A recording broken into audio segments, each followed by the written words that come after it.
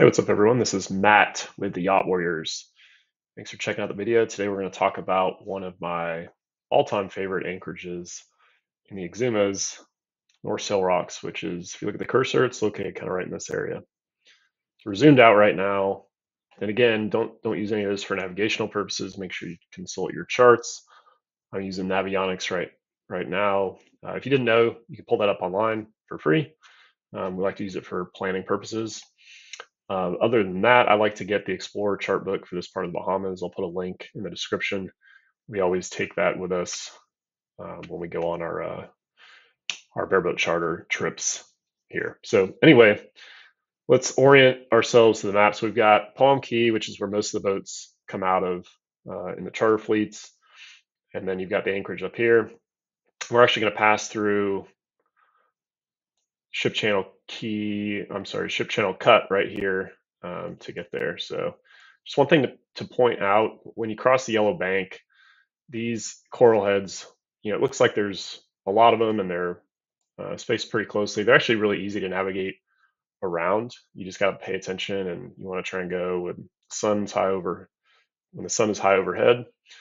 When you do shoot to Ship Channel Cut, you're actually going to pass over an area right here which has more coral heads, just higher concentration than you would if you were going kind of somewhere further south. A lot of people will stop somewhere like at Allen's Key or Highborn Key on your first night. So you can see there's just a lot fewer on your passage over there. So keep that in mind. You can shoot, farther south and then come back up, or you just use extra caution when you go this way. So all right, well, let's look at the anchorage. So you're going to come through Ship Channel Cut.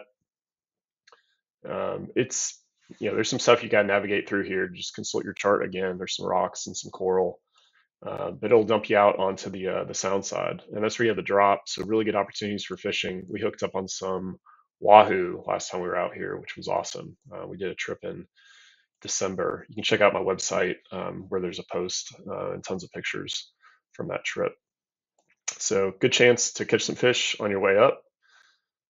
Just troll back and forth across the drop, and then that'll bring you into North Sail Rock. So that's what they consider this area right here. If you do pull this up on Garmin Community, there's a post, I think, right about this area, which is pretty close to where we anchored.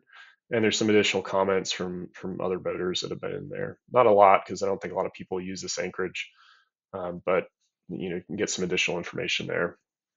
When we were here, you could see these two markers here. There were a couple fishing boats up in that area. We did not try and go navigate through this. Some people say you can do it, but I just assume there's some unmarked stuff in there and it's not a risk I would want to take, whether it be my boat or a charter boat. It's just not worth it. But this approach is pretty straightforward. It's easy to get in and out. We didn't have any issues. Just take it slow and you'll be fine. So besides fishing, other reasons to come here. It is pretty well protected. I think if you have wind with some northerly component, kind of this direction, it might be a little bit rougher in there. But we had east winds about 10 to 15 knots, and it was awesome. It was pretty calm, pretty flat in there. So fishing out here on the drop, you can actually fish on the reef right here too. You can take the dinghy over, get on land here, and fish right from land. That was fun. We did that for a little bit and hooked up on some smaller reef fish.